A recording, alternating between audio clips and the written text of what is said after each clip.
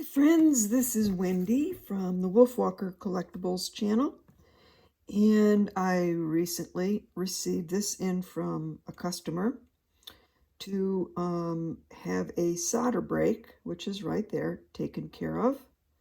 Now this is an old piece, Fred Harvey era, so I love to save any of this type of jewelry. For the historical purposes of it, not just the beauty of the piece. So this is probably, 1930s, 1940s maybe, or maybe even a little bit earlier. But I feel safe saying around 1930. When I get a piece like this in, I usually tell my customers I will examine it thoroughly, and if I see anything else going on other than what it came in for, which is that break, I would let them know. Also, just as a bench jeweler with a lot of experience, I know that many times if I don't inspect a piece really thoroughly, not just by the naked eye, everything here looks pretty intact, except for right there. I can get myself into a lot of trouble. So after I inspect something by eye, then I go in and I look through magnification. And yep, my eyes are old and bad, but I would suggest everybody go into magnification because then you're going to see things you did not see before. So under magnification, I went in, and in order for me to solder this, I need to remove this stone. I do not have laser equipment, incredibly expensive, and being that I'm no longer working in my jewelry store, I don't need the big heavy-duty equipment. So now I've gone back to my old-fashioned ways of doing lots of stuff by hand, and I feel very, very proficient at that because that's how I was trained, just with little propane torches. I don't even use the acetylene oxygen torches anymore. I can, but I feel very proficient with my little propanes, and just because I was trained that way, it feels very comfortable. It certainly gets the job done. So, in order for me to get a good weld, I need to remove the stone because all of this gets super hot, and that would burn up and I would ruin the stone because metal conducts heat. So there is no way that I can solder this and leave the stone in. It's right next to the break. So now I have to make sure I can get the stone out without hurting it or cracking it or breaking it. That's why I suggest people go into magnification at this point, because by the naked eye, that stone looks absolutely fine. But under magnification, and I don't know that I can show it to you here because it is under magnification. But let me see if you can see. There we go. See up there in the corner? Right, let's see if I can move this right there. You'll see a reflection. That little tiny piece in the corner has got a very hairline fracture. Super hairline fracture. You can't even feel it. So nobody would have known that was there.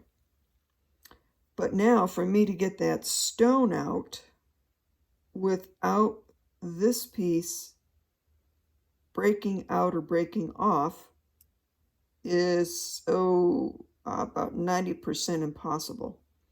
So now I'm stuck with the dilemma, do I try it or do I let it go? And I see also that hairline fracture is very close to where that break is.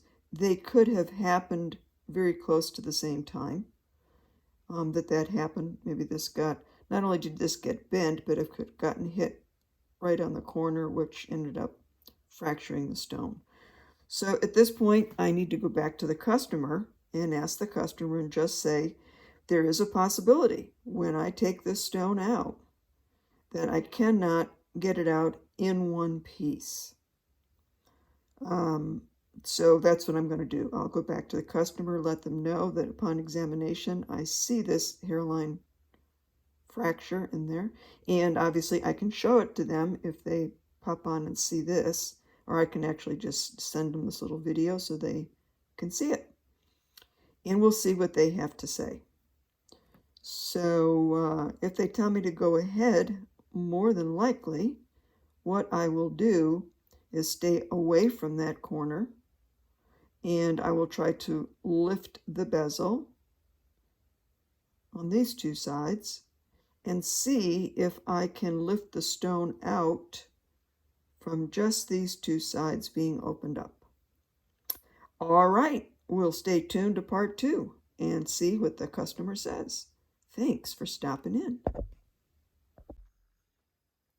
So I talked with the owner of the bracelet, and we have decided to leave it as is. She can wear it if she's very careful. That break that you see right there is what I was going to fix, but I have to remove that stone in order to fix this break.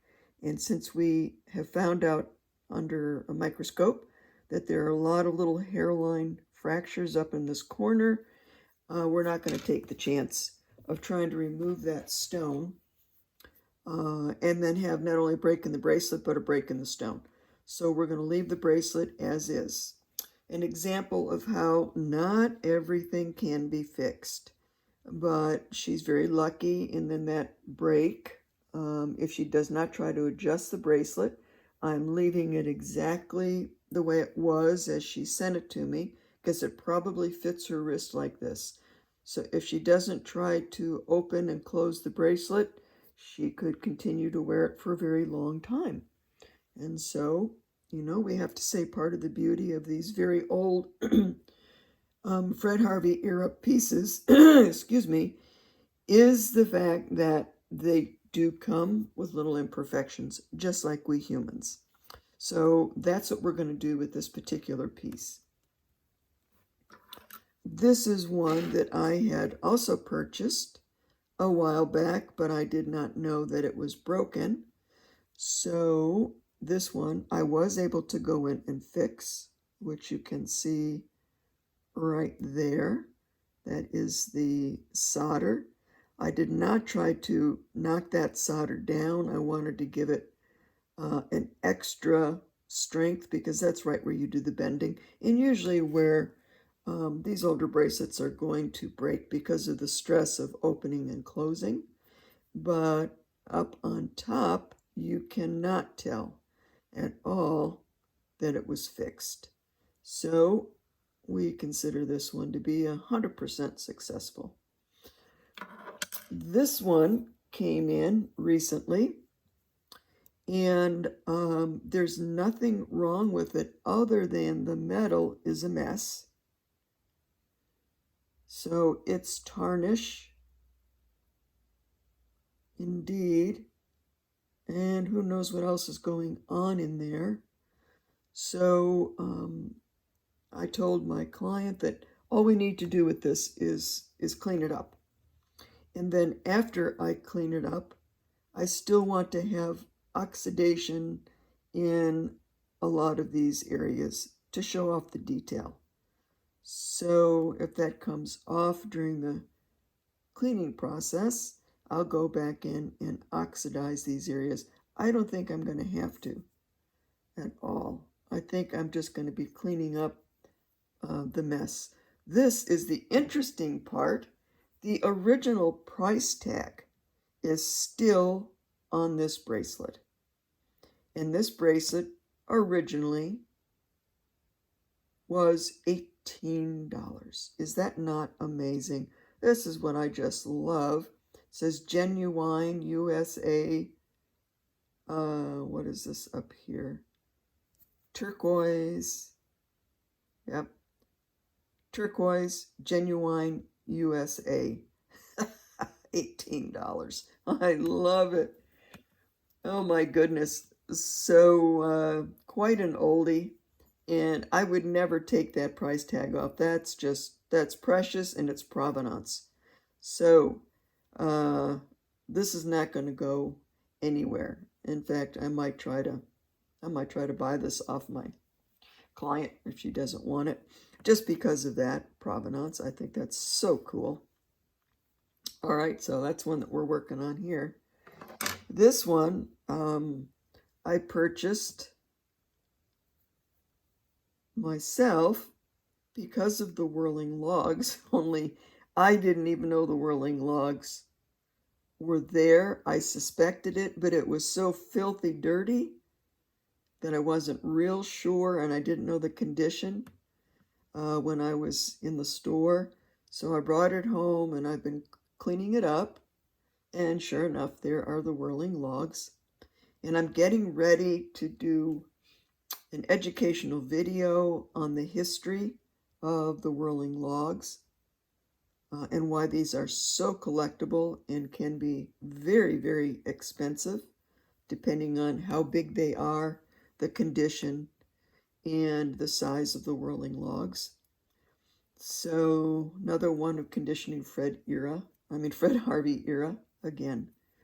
So this is Wendy. Thank you very much for coming in and helping me share a little bit of this history to you on these Native American pieces and their restoration.